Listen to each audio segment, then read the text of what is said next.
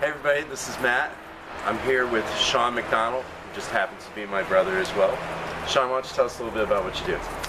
I'm an executive in a software company where I lead product design. I'm also an interactive artist and do a lot of installation art and interactive art for big brands like Coke and Stanford and Intel, just a few in the last year. So, why don't you tell us a little bit about what we did last night here in Asheville? So I think one of the things that's really cool about what the guys in Ghost Style are trying to do is to utilize some of the new tools and new technology to create a different kind of live experience. And as a software designer, I do a lot of prototyping because there's just something about seeing a hands-on version of something, whether it's an iPhone app or a projection art or whatever. And so what we did last night was to just hack together a very, very simple piece of software that blasted different colored boxes based on whether the sound coming out of, in this case, the drums was low or high, and to do a different color depending on whether it was low or high. And by no means was it ready to show to a live audience, but I think we learned a lot, and it was pretty cool to just see this instant thing. And I think part of what Ghost Style is going to have to do is keep iterating through that and keep trying more and more tests. So this was a very simple test and get some feedback from people, but it's a start. So it was cool. It was exciting. So in the spirit of this campaign, we've been asking every artist, designer, everyone we talk with, 3 questions. Okay. These 3 questions are: how has lessons that you've learned through design, any of those lessons apply to your daily life? Like what lesson most applies to your daily life that you learned through?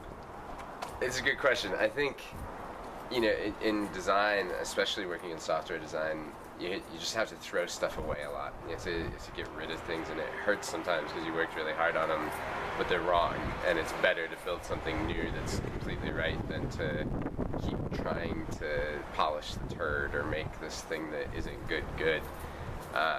And as hard as it is, I think stuff in life has the same thing, of whether it's a relationship or an emotional challenge or anything like that. Sometimes you just gotta throw it away and move on, and I think it's like a muscle being able to do that, and the more I use it as a designer, the more I find I can't do it as a person.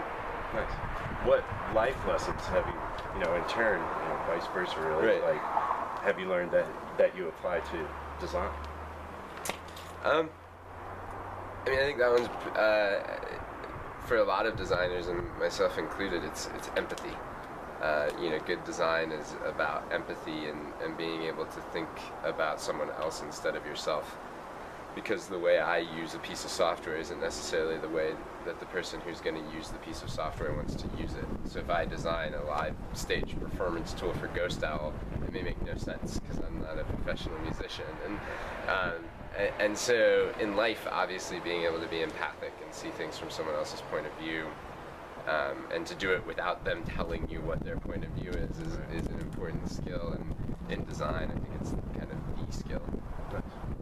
And finally, what's the most important lesson you've learned in all your life? Can I have 2? Sure. It's hard to pick a singular most important one, but I would say that my 2 that are most important to me are to always seek balance. So work 18 hours and then play 18 hours. And to hate fear, I think, is a really important thing. Actually, I think fear is the only thing in the world that it is okay to hate. Good answer.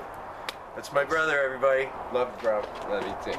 The kick. He gets on vocals, he gets out front. I am configuring a Fourier analysis of the drum set for science. Sweet. Hey, Albert, you hit just the kick. There we go.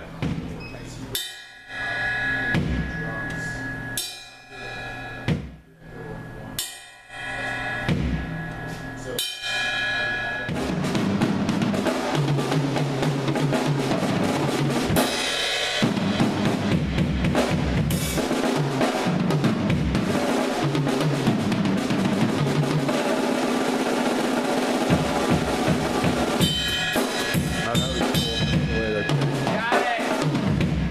Sweet.